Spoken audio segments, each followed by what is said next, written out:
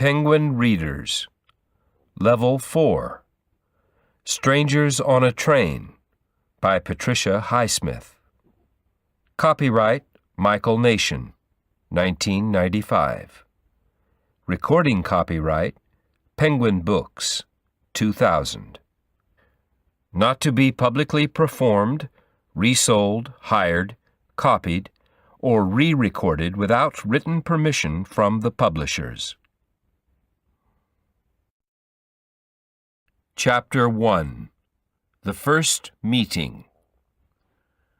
The train rushed along angrily. Guy was thinking about Miriam.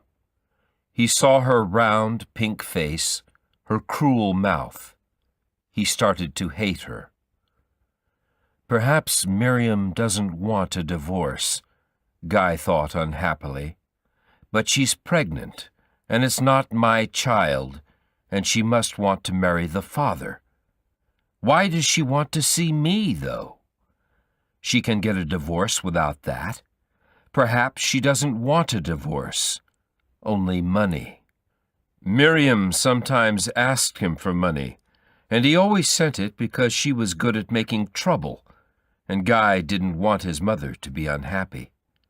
In Metcalfe, Guy's hometown, Miriam pretended that Guy lived in New York, so he could succeed as an architect before he sent for her. Guy thought about his girlfriend Anne, and how much he loved her, and about the important job he had in Florida. He felt happy. Soon, Guy said to himself, soon. He started to read his book. After he had read half a page, Guy looked up and saw a young man sitting opposite him.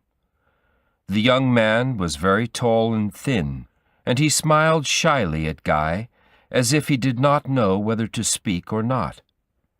Guy moved in his seat and accidentally touched the young man's foot. "Sorry," Guy said.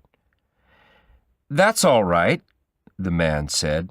"Say, where are we? Do you know?" "Texas." The young man took a small bottle of whiskey from his pocket and offered it to Guy with a friendly smile. He had a very large head. His face did not look stupid or intelligent, or young, or old. His eyes were red and tired, but his skin was as smooth as a girl's. "No thanks," Guy said. The young man drank some of the whiskey.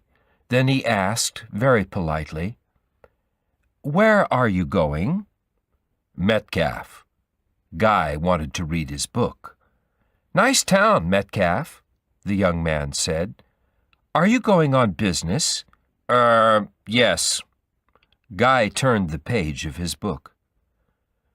"What business?" the young man asked, like a child. "I'm an architect." "That's interesting," he said. He put his hand forward.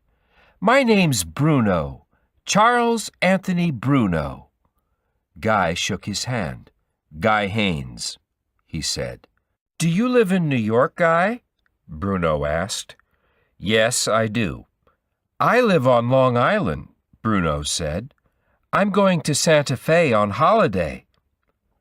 Guy wanted to read or to think, but he could feel this man who wanted to talk all the time looking at him. The train stopped, and Guy took a walk outside for some fresh air. But it wasn't fresh. It was hot and thick. He went back to the train for some dinner. "Hello!" Bruno sat down at Guy's table. "Look, I've got a private room. Have dinner with me. That'll be nice." "No, thanks, Guy said. "Yes," Bruno said. He stood up quickly. He seemed drunk. He ordered dinner for two in his private room. Then he walked away, stepping carefully. Guy followed him. Why not? He thought. He's someone to talk to. Bruno's room was very untidy. There were clothes, magazines, cigarettes, chocolates everywhere on the floor and the seats. In the middle of the floor, Guy saw 4 big bottles of whiskey in a straight line. A waiter brought dinner, and they started to eat and to drink the whiskey. "What are you going to build in Metcalf, Guy?" Bruno asked, his mouth full of food. "Nothing," Guy said. "My mother lives in Metcalf. It's my home." Bruno stopped eating. "Do you like your mother, Guy?" "Yes." "Your father, too?" "He's dead," Guy said. "Oh, yeah, I like my mother, too," Bruno said. "She's coming to Santa Fe. We do everything together." Bruno stopped suddenly. "Do you think that's strange?" "No," Guy said. "Mother gives me money," Bruno said. He lit a cigarette and drank more whiskey. "Father never gives me anything. He's rich, too," Bruno shouted. "I want my own money." Then Bruno laughed. "Father would like you, Guy. You're good and quiet, and you've got a good job, too. Me? I don't want to work. Why should I? I don't feel like it." Bruno laughed again. "Father wants me to go into his business. Like hell I will." Bruno pushed his cigarette into the dish of butter next to his plate. "He never gives me money. I know he doesn't like me. I don't like him. You know, Guy, sometimes I could kill him." Bruno looked at Guy. "Did you ever want to murder someone, Guy?" Guy wasn't listening. He was thinking about Anne and Miriam and Florida. It was all mixed up in his head. "Tell me about you, Guy," Bruno asked. "What kind of things do you build?" "What?" Guy tried to think. "Oh, houses, offices." "Are you married, Guy?" "No." "Yes, well, I'm separated. I left 3 years ago," Guy said. He didn't want to tell Bruno these things.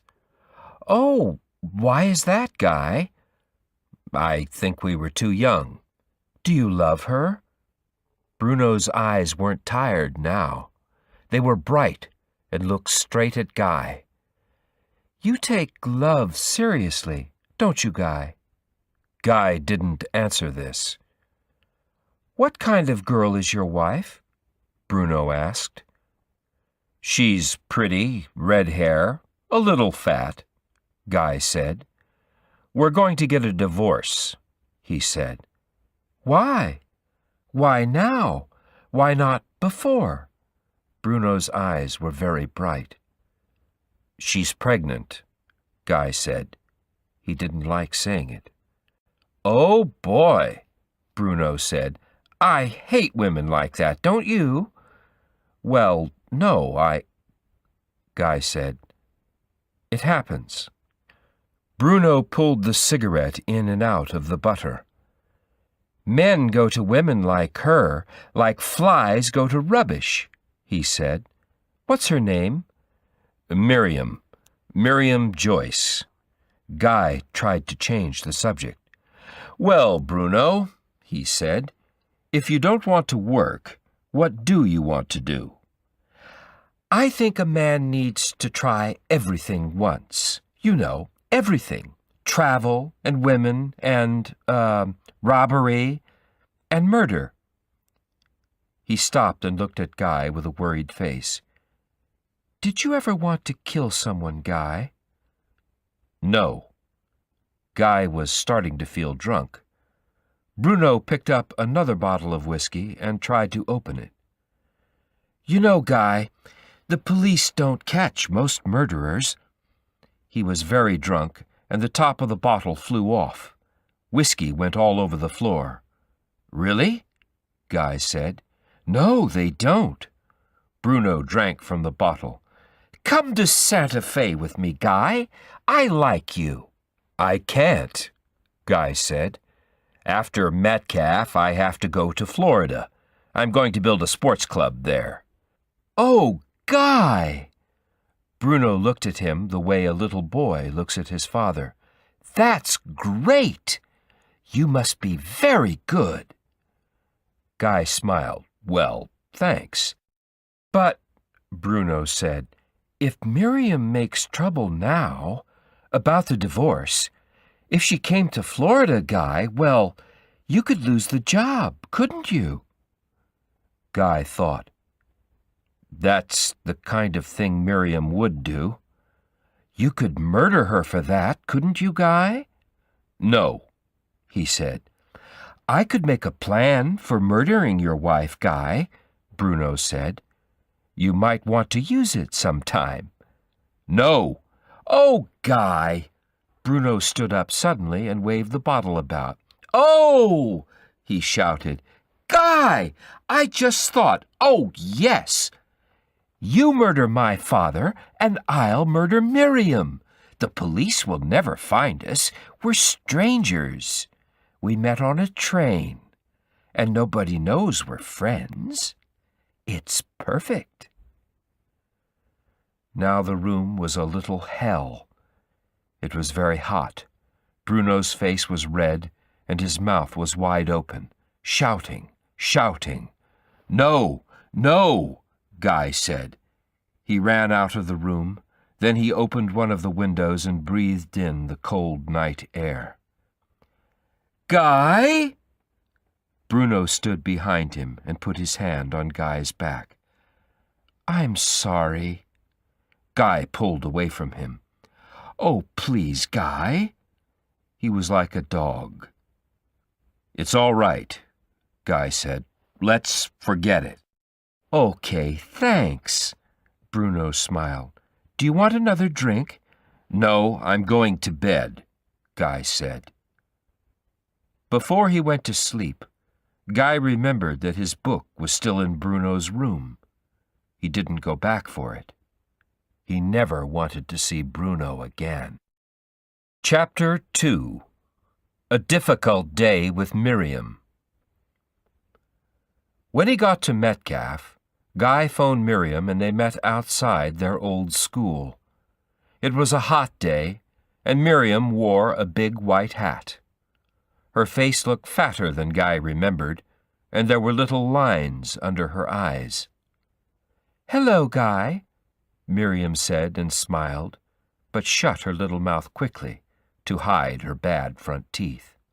She looked soft and sticky. Hello, Miriam, he said. How are you?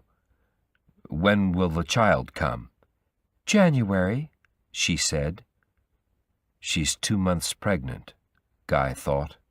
He said, You must want to marry him. The man?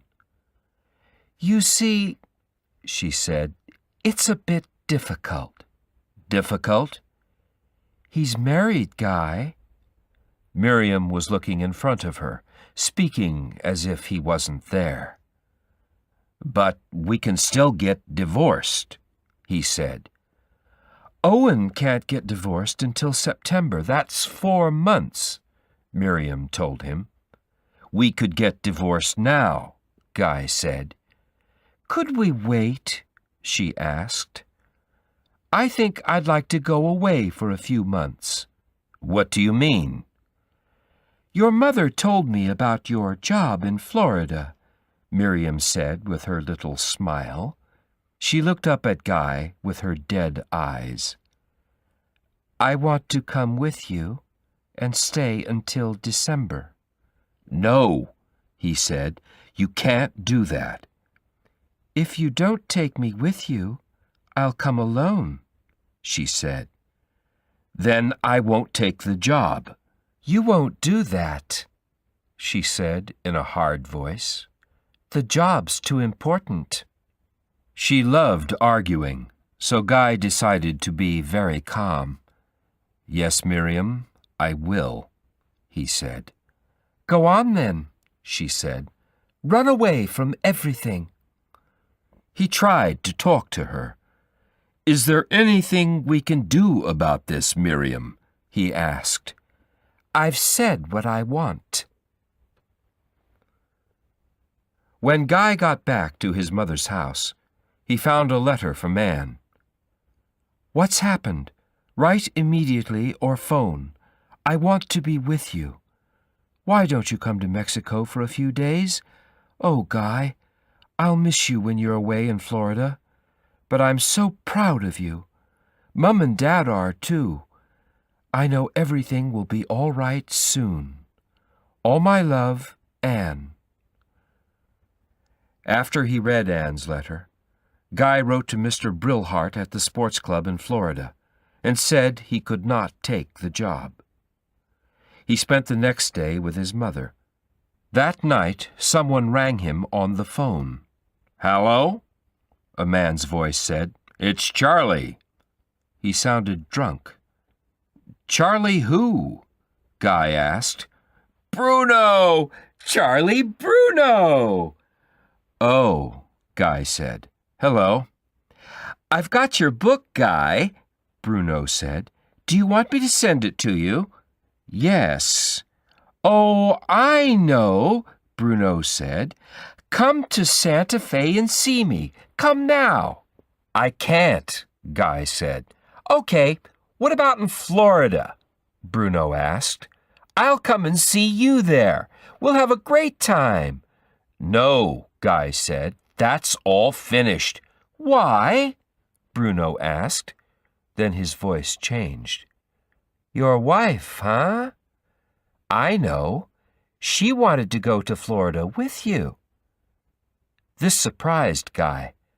How did Bruno know these things so quickly? "You can still get a divorce, can't you, Guy?" Bruno asked. "Guy? Guy?"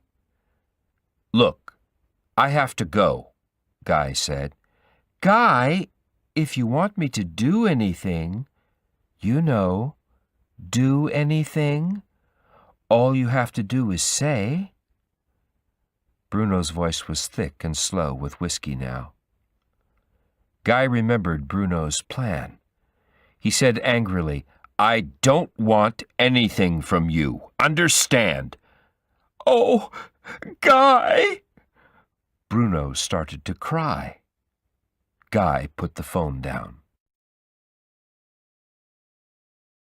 Chapter 3. Good News for Guy. Guy was walking with Anne in Mexico City. In her long white dress and with her yellow hair, she seemed to be made of gold. "But did you have to refuse the job in Florida because of Miriam?" Anne asked. "Yes, I hate her," Guy said. "Guy, you shouldn't hate people," Anne said. "You're talking like a child." He felt ashamed of what he said. Anne frightened him when she spoke like this. She seemed so far away from him.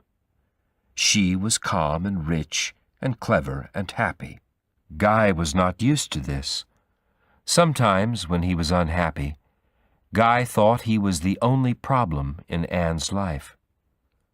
They walked some more, then Anne went back to the Ritz Hotel, where she was staying with her parents. Guy went to his hotel. It was an ugly place, but Guy liked it. The next morning, Guy got a telegram from his mother. "Miriam lost her baby yesterday. She's very sad and wants to see you. Can you come home? Mama." The first thing Guy did was to send a telegram to Mr. Brillhart to ask if he could have the job again.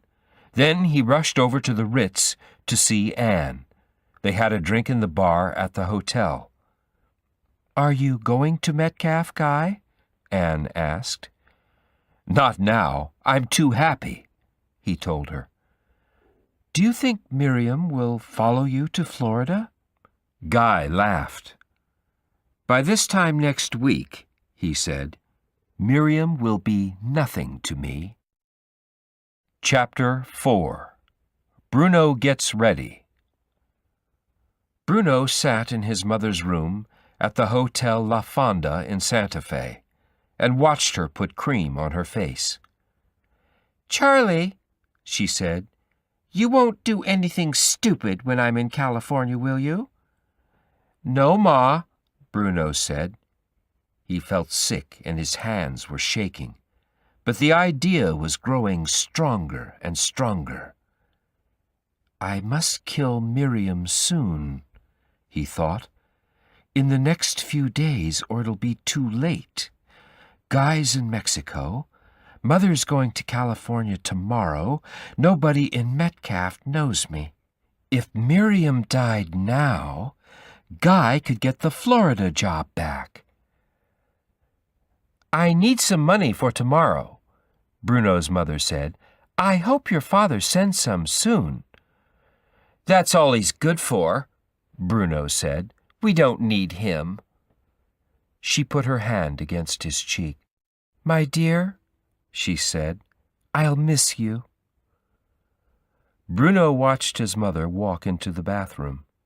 She had great legs. He really liked them. He started thinking about the murder again. It would be perfect, a pure, clean act. He wanted to enjoy it. Perhaps Guy didn't want to kill his father, but that wasn't important now. Guy might do it when Miriam was dead. Suddenly, Bruno felt very unhappy. He could never tell his mother. "Hey, Ma, I murdered this man's wife, and then he killed Father. It was my idea, too. Aren't I clever? We're both free now." No, he could never tell anyone, except Guy. Bruno tried to remember what day it was. Sunday, that was it. The time was 8:10 in the morning. He had plenty of time to get to Metcalf. He still felt drunk after last night, and he wanted a clear head. He read the notes where he had written everything he knew about Miriam. He got out of bed slowly and walked very carefully around the room. There was one way to get better. "I need a drink," he said. Outside the railway station, Bruno went into a bar and bought a small bottle of whiskey. "Bruno!" a man called. It was Wilson and his friends. They were drunk too. "Hi, Wilson," Bruno said. "I can't talk. I have to catch a train." "Where are you going?" Wilson asked. "Tulsa. I'm going to Tulsa. I've got some friends." Wilson wasn't listening. "This is Joe," he said. "And this is—" "I've got to go," Bruno said. "Bye." Bruno got on the train quickly. Did they know where he was going? No, they couldn't. The train started towards Metcalf, and Bruno fell asleep before he could plan Miriam's murder. Chapter 5. The First Murder. When he woke up, Bruno felt better. His mind was clear, he felt happy, and he was hungry. After a good dinner, he read the notes about Miriam. What did she look like? She had red hair, was a little fat, and she was pregnant. The dirty little... Bruno thought. He hated her. Guy would be happy without an animal like that in his life. Everything was so good. I have a friend, and my life has a real purpose, Bruno thought. I'd do anything for Guy. When the train arrived at Metcalf Station, Bruno looked for Miriam's address in the telephone book. Miriam's family name was Joyce, and she lived with her parents. There were 7 people called Joyce in the book. One was a Mrs. M. Joyce. Perhaps that was Miriam's mother, and she was called Miriam too? Bruno took a taxi to the address, 1253 Magnolia Street, and arrived at 9 o'clock.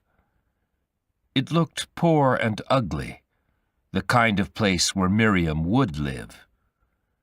Bruno waited by a tree near the house. After a long time, 2 men and a woman came out. The woman had red hair and a square, big body. One of the men had red hair, too. Her brother? They got in a car and drove away. Bruno ran fast for a taxi. He never ran, and it made him ill. He found a taxi and got in. "Go! Go!" he shouted at the driver. He could see the car in front of them. "Right! Turn right now!" "Where are you going?" the driver asked. "Perhaps I know the place." "Shut your mouth and drive!" Bruno screamed. The driver was annoyed and shook his head, but he followed the car. Eventually, the car stopped in front of a big sign with lights. It said, "Lake Metcalfe's Land of Entertainment." There were music and lights and people laughing. An amusement park. Bruno smiled. This was perfect. He followed the woman and her friends through the park. Was she really Miriam? She was quite fat, and her hair was red. Bruno noticed that she wore red socks with red shoes. Ugly. But this woman wasn't pregnant. Then one of the men said, "Miriam, do you want some ice cream?" "Oh, yes," she said. It was her. "You've got 10 minutes to live, and you're pushing ice cream into your mouth," Bruno thought. "Pig!" Miriam and her friends ran off laughing. They went on lots of different rides. They went round and up and down. Miriam held her brother's hand, and then the other man's hand. She kissed him. Bruno hated her soft, fat face and her stupid laugh. And what was she kissing these men for? They all took a boat to an island in the middle of the Lake Metcalfe, and Bruno followed in another boat.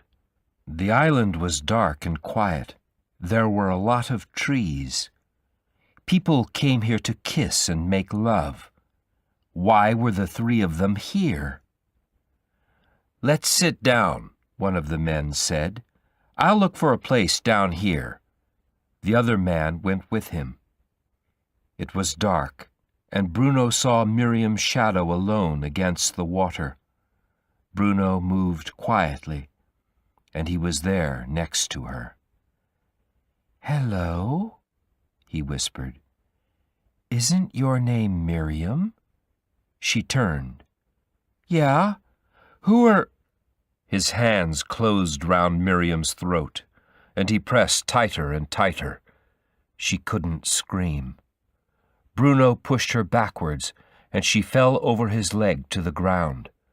He pressed his hands into her throat more and more. Her skin was very hot. Her head turned from side to side. Her lips opened, and her teeth came forward. "Sssss," she said. "Sssss." Her throat was very fat. Bruno pressed her into the earth. She was very hot. It was like killing a hot little rat. He took his hands from her throat. Suddenly Miriam coughed, and Bruno jumped on her again and pressed her throat. He wanted her to die. Miriam was silent, and Bruno took his hands away. He ran down to his boat and went back over the water to the park. "Help! Help!" Bruno heard the men shouting. "My God, she's dead! Help!" Bruno walked slowly out of the park. He needed a drink and went into a place that looked like a bar. "Whiskey," he said. "We don't sell drink here, son," the man said. "But I need a drink," Bruno shouted. I don't have any whiskey, the man said. Coffee? Bruno left and ran to the station. He suddenly knew what he really wanted. A woman. He wanted a woman. He was very excited. He asked a taxi driver where to go. The man wrote an address on one of his cards. Bruno ran off, and the taxi driver watched him until he turned a corner. Chapter 6. Bruno Did It. Guy sat back against his bed in the hotel and watched Anne turn over his drawings of their house. He kissed her hair and then her face. "I want it to be a big house," Anne said. "Yes," Guy said. He had the job in Florida again, which would bring him a lot of money, and then there would be more valuable jobs. He was very happy. "Are you hungry?" Anne asked. "Let's order some food." As they ate, the phone rang. "Guy?" It was his mother. "Hello, Mama," he said. "Guy," she said, "it's about Miriam. She's dead, Guy. Murdered last night." She started to cry. Guy put the phone down and told Anne about Miriam. He started to pack his suitcase while Anne ordered his plane ticket. "Guy, are you all right?" Anne asked. Guy was staring at his drawings, but there were no houses on the paper. They were all drawings of Bruno's smiling face, with his red, tired eyes. What if Bruno did it? Guy thought on the plane. He tried to remember every word they had said. Did I tell him to do it? At Metcalfe, the police asked him some questions, and then Guy went home to his mother. He found a letter waiting for him. Inside was a card from a Metcalfe taxi company, and on the other side, some writing. "Nice town, Metcalfe." That doesn't mean anything, Guy told himself. It could be anyone. Lots of people come to Metcalfe. At the inquest, a lawyer asked Guy about Miriam. "You wanted her dead, didn't you?" the lawyer said. "You arranged her murder. You thought she wouldn't give you a divorce, and you didn't want her to go to Florida. Isn't that true?" "Yes, but I didn't want her dead," Guy said. He looked at Miriam's boyfriend, Owen Markham. He was a dark, good-looking man who looked at Guy with large brown eyes. In the end, the inquest decided that some unknown person had murdered Miriam. The next day, a telegram from Bruno arrived. "All good wishes from the Golden West." "It's from Anne's parents," Guy told his mother. "It's nothing. A few days later, Guy went to Florida to start his new job. Every day he worked, he felt good. He knew he was doing the right thing. The sports club would be a perfect building. One evening in August, he got a letter from Bruno. "I phoned your mother for your address, but she didn't give it to me. Look, Guy, don't worry. I'm going to be very careful. Write to me soon. Your friend, Charlie Bruno." Then Guy knew. Bruno did it. Bruno did it. He could not stop thinking those words. Bruno did it. His life was different now.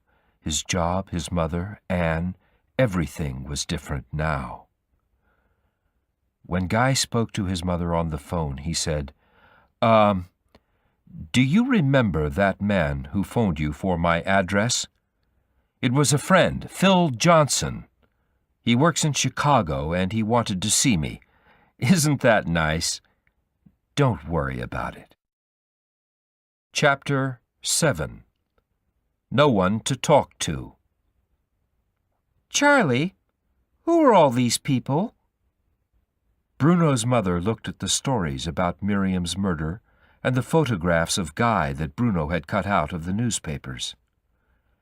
I met Guy Haines on a train, Bruno said. He liked saying Guy's name, and he wanted to talk about the murder. Someone murdered his wife.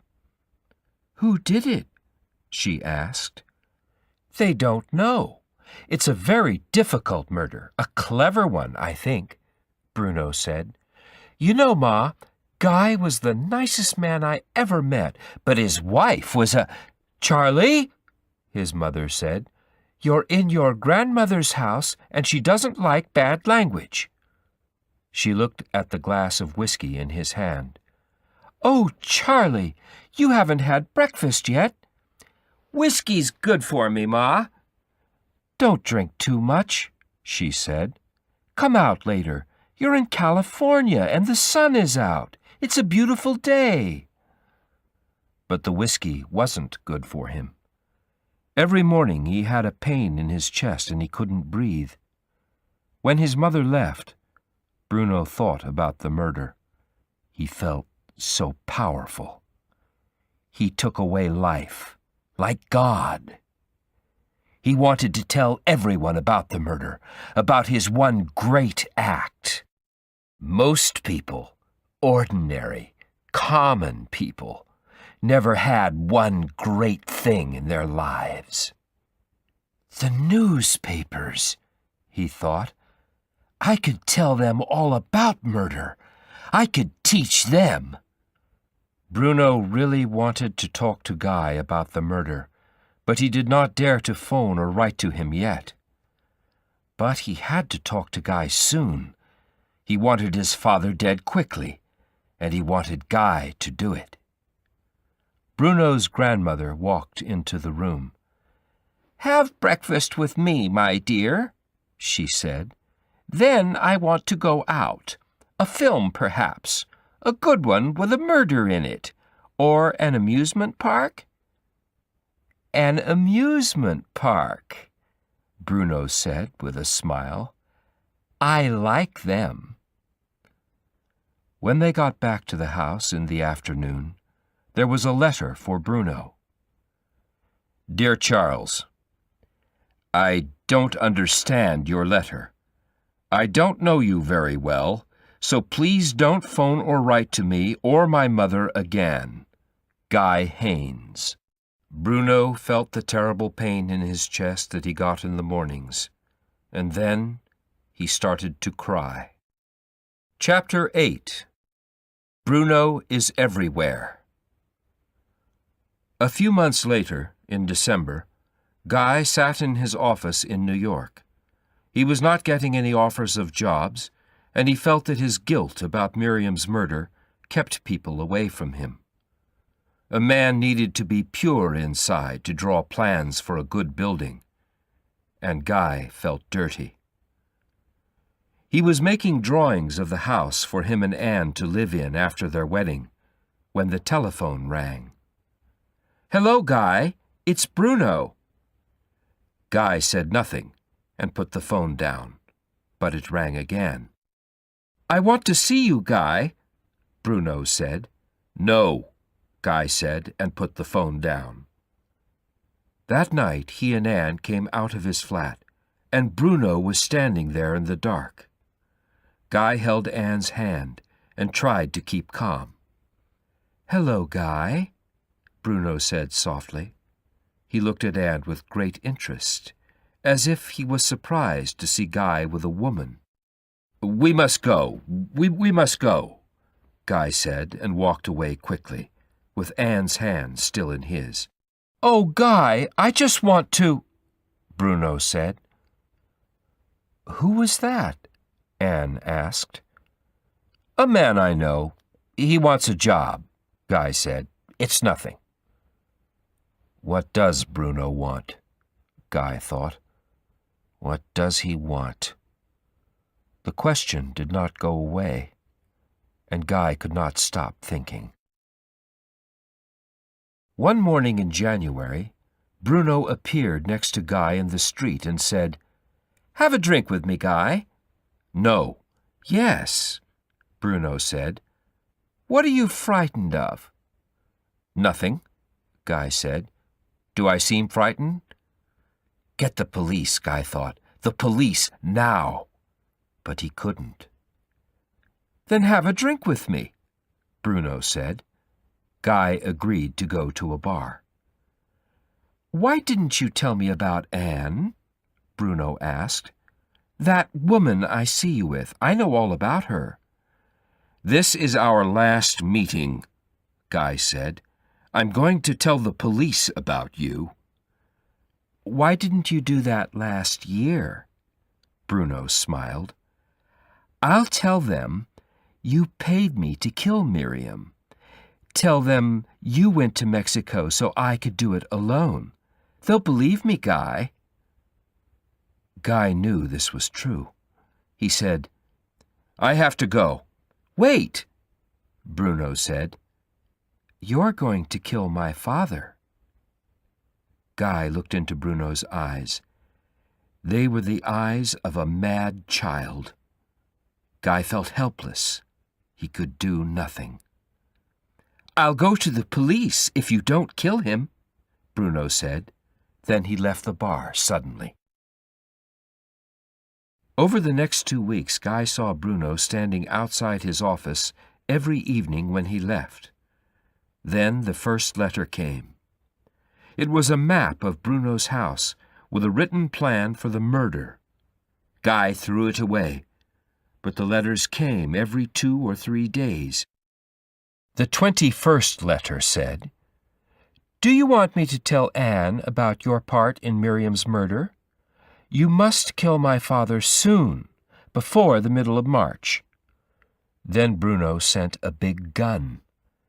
Everything seemed like part of a bad play or film.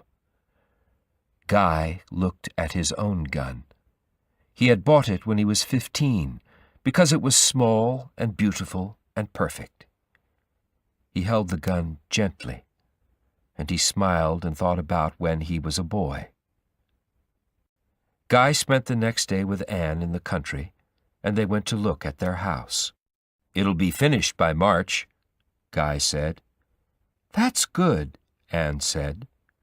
There'll be 2 months before we get married to buy things for it. Do you know what? Guy began to say. Then he stopped and looked at Anne from the sides of his eyes. He wanted to tell her about Bruno's letters and the gun, but he couldn't. He didn't want any secrets from Anne, but here was the biggest secret of all. Suddenly Guy realized that his life was separating into 2 parts, a life with Anne and a life with Bruno. They went back to Anne's house, and before dinner, Guy took a walk in the garden. He saw the black shape of a man. It was Bruno. Guy hit him hard, and they both fell to the ground. But Bruno was very strong, and his hands went towards Guy's throat. Guy wanted to kill him. He pushed Bruno into the grass, fighting hard. Suddenly, Bruno said, Guy, you knew it was me. I'll kill you the next time I find you here, Guy shouted. Oh, Guy, kill me if you want to, Bruno said, laughing. But are you ready to kill my father? I'm ready to call the police, Guy said. And I'm ready to tell Anne about you and Miriam, and then to tell the police. There was a red light in Bruno's eyes. He looked like a hungry animal. I'll write to Anne tonight, Guy, unless you tell me you're going to murder my father. He turned and ran away. Now Guy was frightened. He waited for Bruno's letter to Anne to arrive. He knew he couldn't stop it. What could he say to her about the murder? He did want Miriam dead. He didn't stop Bruno killing her. He was guilty too, and his guilt was growing stronger. A few days later, Anne phoned Guy. Her voice was shaking, and Guy knew what had happened. "I've had a letter, Guy," she said. "Oh?" He tried to be calm. "A letter?" "There's no name on the letter, Guy," she said. "It says you knew about Miriam's murder." "I don't understand, Anne," he said. "I don't know—" "Guy, I won't tell anyone," Anne said. "But what's happening?" "Nothing's happening, Anne," Guy said, and thought his voice sounded strange. "Can I see you tonight? We'll talk about it." "No, I can't," Anne said. Guy felt he was losing her, and that Bruno was everywhere. Then Guy realized something more. He had started lying to Anne. Chapter 9. Guy Makes a Decision. The next day at work, Guy had a call from Douglas Freer of the Shaw Company. He had sent the company some drawings for a building, and he wanted them to give him a job. "Mr. Haynes," Mr. Freer said, "I've had a letter. There's no name on it, and it says that you knew about your wife's murder, and that the police want to speak to you." He waited for Guy to speak. "Mr. Haynes, I wanted to tell you about the letter. Are the police still asking questions?" "No, Mr. Freer, and I don't know who sent the letter," Guy said.